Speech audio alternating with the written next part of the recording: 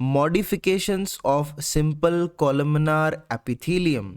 सो ये हमारा टॉपिक है। देखो मॉडिफिकेशंस के बारे में मैंने लास्ट वीडियो में बताया था कि गॉबलेट सेल, माइक्रोविलाई आ जाती हैं, सीलिया आ जाती हैं, दीज आर मॉडिफिकेशंस। ठीक है, तो देखो जब माइक्रोविलाई कॉलमनर एपिथेलियम के फ्री एंड पर प्रेजेंट होती है ना, तब जो एपिथेलियम बनता है या जो मॉडिफिकेशन बनती है उसको एक नाम देते हैं। क्या नाम देते हैं? Brush bordered columnar epithelium. So what is brush bordered columnar epithelium? When microvilli are present on free end of columnar epithelium, this is brush bordered columnar epithelium. देखो बहुत सारी जब माइक्रोविलाई होती हैं तो एक ब्रश जैसा फील आता है, ऐसा लगता है कि ये ब्रश है। ठीक है, that's why this is known as brush bordered epithelium. ठीक है, आगे बढ़ते हैं। ग्लैंडुलर एपिथेलियम, देखो मैंने बताया था गॉबलेट सेल्स के बारे में, तो वो इस कैटेगरी में आती हैं।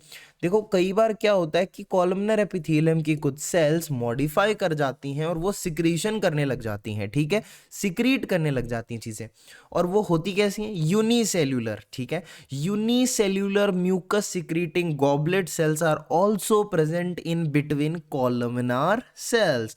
नाउ ये गॉबलेट सेल्स कैसी होती है? यूनिसेल्यूलर। ये याद रखने की बात है, इट इज़ वेरी इंपॉर्टेंट कि गॉबलेट सेल्स आर यूनिसेल्यूलर। ठीक है, म्यूकस सिक्रीटिंग सेल्स। तो गॉबलेट सेल्स आपको पता है म्यूकस सिक्रीट करती हैं। अच्छा, म्यूकस सिक्रीट करती हैं और कहाँ करती हैं? स्टमक में यार। स्टमक के अंदर HCl से स्टमक की वॉल्स को बचाने के लिए mucus secreting goblet cells mucus secrete करती हैं ऑब्वियसली।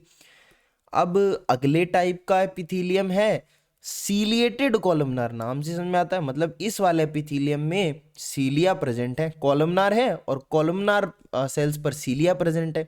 अच्छा, when cilia are present on free surface of columnar cells, देखो लिखा गया।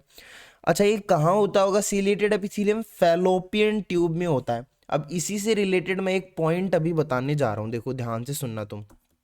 ये एक इंपॉर्टेंट बॉक्स बना दिया है मैंने, यहाँ से क्वेश्चन भी बन सकते हैं और बड़ा इंपॉर्टेंट है। मैं भी बोल सकता हूँ इससे क्वेश्चन बनते हैं और आए भी हैं क्वेश्चंस। देखो ये जो सीलिया होता है, इनका फंक्शन क्या होता है? सीलिया का फंक्शन होता है कि ये म्यूकस और जो पार्टिकल्स हैं उनको एक स्पेसिफिक डायरेक्शन में मूव कराएं। ठीक है, ऐसे एक लहर की तरह ऐसे चलें और पार्टिकल्स को एक डायरेक्शन में मूव कराएं। जैसे function of cilia is to move particles in mucus in a specific direction over the epithelium. ठीक है, they are mainly present in inner surface of hollow organ. जैसे फॉर एग्जांपल ब्रोंकियोल्स हैं, fallopian tube है। देखो fallopian tube में for example आपके पास egg है और उस एग को आपको मूव कराना है। ठीक है, तो उस एग को मूव कराने के लिए जो बहुत सारे सीलिया होते हैं ये एक डायरेक्शन में से मूवमेंट करते हैं, ऐसे इस तरीके से। फिर ये एक एक डायरेक्शन में सब लोग मूवमेंट करते हैं, तो ये जो एग है ये मूव करता है। फॉर एग्जांपल जैसे ये भी देख सकते हो ब्रोंकियोल्स के अंदर हमारा जो म्यूकस है वो नाक के थ्रू थोड़ा बहुत बाहर निकलता है, तो म्यूकस के साथ चिपके होते हैं बहुत सारे डस्ट पार्टिकल। आपको पता है ना ये कि आपका जो रेस्पिरेटरी पैसेज होता है इसमें फिल्ट्रेशन होता है, तो इसी तरीके से कुछ फिल्ट्रेशन होता है। ये सीलियास जो होती हैं ये यूनिडायरेक्शनल मूवमेंट करती हैं और फिर पार्टिकल्स को ट्रैप कर लेती हैं म्यूकस के साथ और फिर उसको बाहर निकालने के लिए सीलिया हेल्प करती हैं। ठीक है, सो ये हो गया एक इंपॉर्टेंट चीज़। इस पे क्वेश्चंस आए हैं कि ये कहाँ प्रेजेंट होता है? ब्रोंकियोल्स में और फेलोपियन ट्यूब में। कहाँ प्रेजेंट होता है बच्चों? ब्रोंकियोल्स एंड फेलोपियन ट्यूब के अंदर ये प्रेजेंट होता है। बोर्ड को साफ कर लिया जाए। चलिए तो फिर आगे बढ़ते हैं।